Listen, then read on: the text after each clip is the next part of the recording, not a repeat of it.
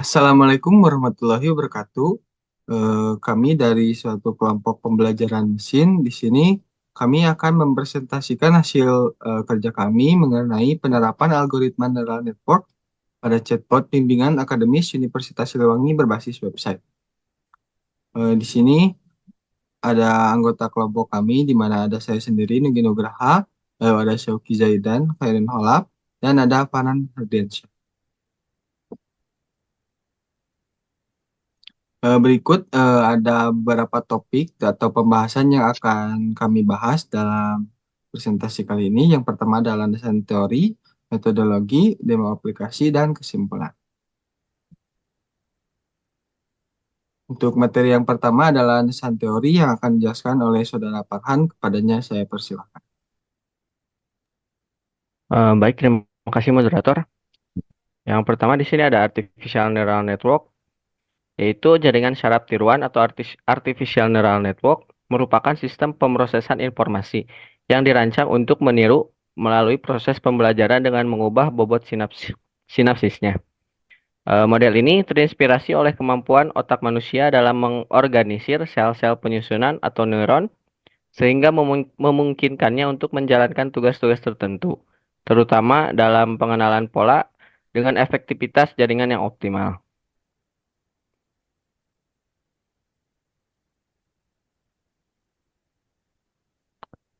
Kemudian selanjutnya di sini ada chatbot.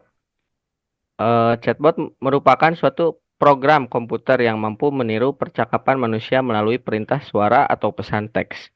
Untuk memahami bahasa alami manusia, chatbot dapat memanfaatkan Natural Language Processing atau NLP atau pendekatan pemrosesan bahasa alami. Chatbot ini diprogram agar dapat beroperasi secara mandiri dan memberikan respons terhadap pertanyaan yang diajukan, berdasarkan kombinasi dari skrip yang telah ditentukan dalam bahasa alami. Kemudian yang ketiga ada website. Website dapat diartikan sebagai kumpulan halaman yang dapat menampilkan berbagai informasi, seperti teks, foto, video, gambar diam, gambar bergerak, data, dan lainnya. Informasi ini bisa bersifat dinamis. Sekali lagi, informasi ini bisa bersifat dinamis atau statis, membentuk suatu struktur yang saling terkait dihubungkan oleh jaringan halaman atau hyperlink. Dan ada banyak bahasa pemrograman yang dapat digunakan untuk merancang dan membangun sebuah website, seperti PHP, Python, dan JavaScript. Dalam penelitian ini, bahasa yang kami gunakan untuk merancang website ini yaitu mencakup HTML, CSS, JavaScript, dan Python. Terima kasih, saya kembalikan kepada moderator. Baik, terima kasih kepada Saudara Farhan yang telah menjelaskan materi pertama dan kedua. Selanjutnya ada metodologi yang akan dijelaskan oleh saya sendiri, di mana dalam metodologi ini kami menggunakan yang pertama ada studi pustaka, di mana dalam studi pustaka ini melibatkan pengumpulan sejumlah data termasuk buku, pencarian literatur, catatan, dan laporan yang relevan dengan penelitiannya. Lalu pada proses studi pustaka ini juga merupakan salah satu cara untuk mengumpulkan informasi yang diperlukan dalam suatu kajian. Dan data yang diperoleh dalam studi pustaka ini kemudian akan dicantumkan oleh penulis dalam karya ini. Lalu selanjutnya ada pengumpulan dan pengolahan data. Yang pertama ada pengumpulan dataset, selanjutnya nanti diinputkan kalimat, yang ketiga pre-processing, dan yang terakhir ada perancangan sistem. Selanjutnya untuk materi perancangan sistem dan demo aplikasi akan dijelaskan oleh Saudara Syauki. Kepadanya saya persilahkan. Baik, terima kasih kepada moderator yang telah memberikan saya kesempatan untuk membahas demo aplikasi yang telah kami buat. Oke, langsung saja. Kita pertama-tama akan masuk ke dalam bagian kodenya dulu. Dan di sini ada intents. Di sini di atas kita memerlukan beberapa library seperti Flash, NumPy, NLTK, dan Shortflow serta Keras. Jadi ini merupakan requirement yang nantinya kita pakai untuk menggunakan chatbot ini. Lalu di sini ada bahasa alami atau natural language yang kita akan ajari ke bagian neural network ini. Jadi misalnya ketika kita menanyakan berapa umurmu, maka si chatbot tersebut memberikan respon bahwa aku baru saja dibuat oleh pembuatku yaitu Syuki Zaidan. Jadi baru saja dibuat. Dan di sini juga banyak sekali instance yang membuat chatbot ini seperti manusia gitu, humanity testnya. Dan di bawah ini kita sudah mulai masuk ke chatbot bagian akademis, di mana di sini nanti ada mahasiswa baru, lalu fakultas mahasiswa, dan di sini bagian nilai semester 1, semester 2, semester 3, semester 4, sampai semester 9. Dan ini terus nantinya akan ditambahkan, dan chatbotnya itu nanti akan mempelajari itu sendiri.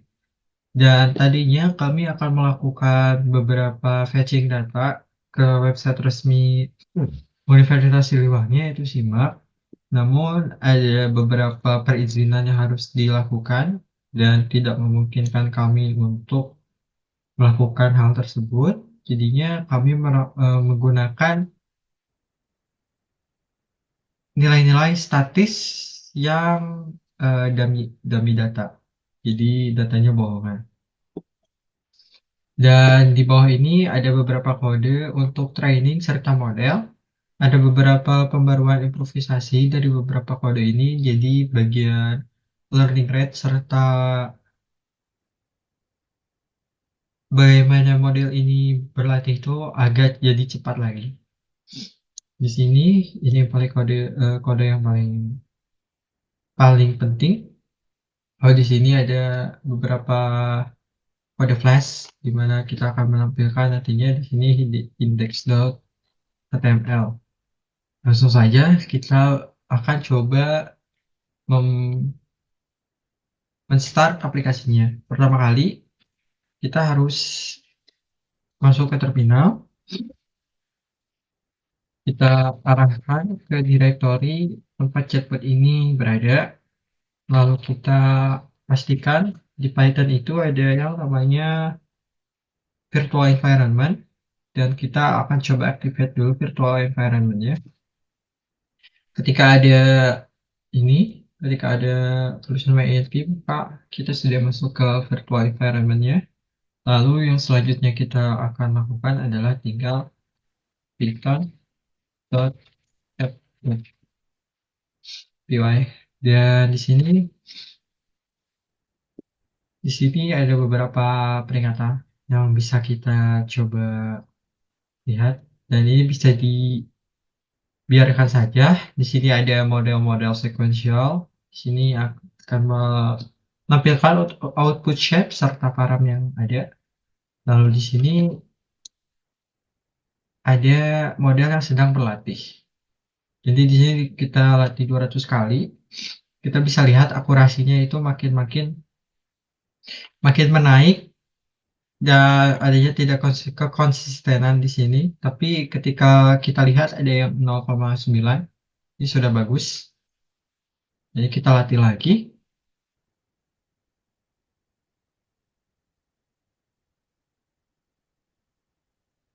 Perlu beberapa saat. Nantinya ketika sudah begini, ketika debugger pinnya sudah ada, kita bisa coba masuk ke websitenya. Dan di sini kita coba localhost 5001. Maka akan muncul aplikasi chatbotnya. Kita coba kirim pesan.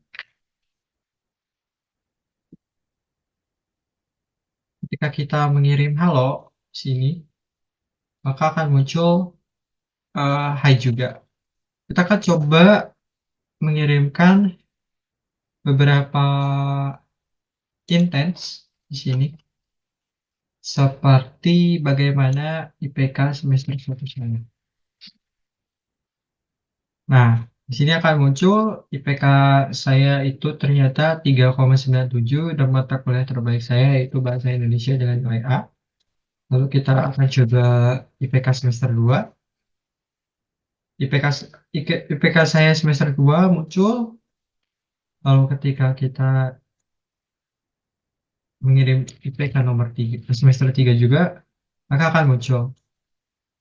Nah, lalu ketika kita misalnya menanyakan beberapa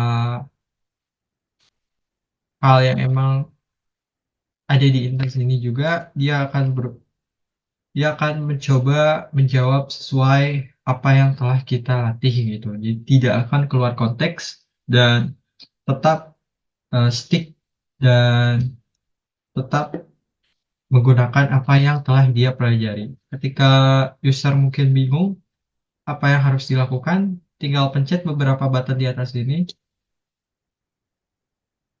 maka nanti akan otomatis bertanya gitu. Nah, misalnya di sini IPK semester 7, bagaimana tata tulis, bagaimana jadwal ketersediaan dosen, nilai semester 1. Ini akan random, jadi otomatis nantinya akan tergenerate sendiri. Jadi kesimpulannya adalah bahwa hasil penelitian ini menunjukkan bahwa aplikasi chatbot berbasis web ini berhasil dirancang dengan antarmuka yang menarik. Melalui uji akurasi, model chatbot dapat dilatih secara otomatis dan mengenali intens atau bahasa alami dengan baik. Keseluruhan, penerapan algoritma neural network pada chatbot bimbingan akademis di Universitas Siliwangi diharapkan dapat memberikan pengalaman bimbingan akademis yang lebih personal, interaktif, mendalam bagi setiap mahasiswa. Sekian dari saya kembalikan ke moderator. Baik, terima kasih kepada Saudara Syauqi yang telah menjelaskan materinya. Mungkin cukup sekian yang dapat kami sampaikan. Mohon maaf apabila banyak kekurangan. Wassalamualaikum warahmatullahi wabarakatuh. Waalaikumsalam.